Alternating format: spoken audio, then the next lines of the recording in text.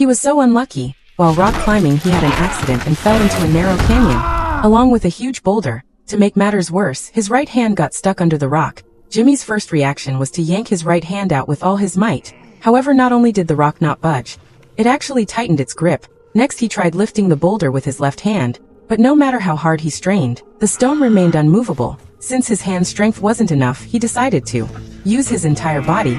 He rammed into the rock and kicked at it, but it was all in vain. Instead, he only managed to drain his energy. Jimmy was in utter despair, because outside the canyon stretched an endless desert, with no signs of human life for miles around. If he wanted to survive, he'd have to save himself. After resting for a bit, Jimmy took out all the tools from his backpack, and realized the only thing that might be somewhat useful was this small knife, so he picked up the small knife, preparing to slowly chip away at the rock bit by bit. Hours passed, and he had only managed to scrape off a small amount of rock dust.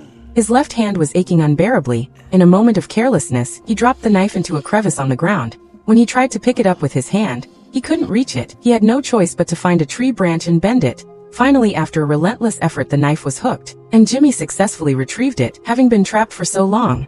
The blood circulation in his right hand was cut off, leaving it numb. Even when he poked it with the knife, he felt no pain. If he wanted to save this hand, his only option was to keep chiseling at the rock. He chipped away until midnight. The rock remained intact, but Jimmy was exhausted. He quickly took a sip of water to quench his thirst, but he didn't dare drink too much. He only took tiny sips, because there was less than half a canteen left, which could keep him alive for 3 days at most.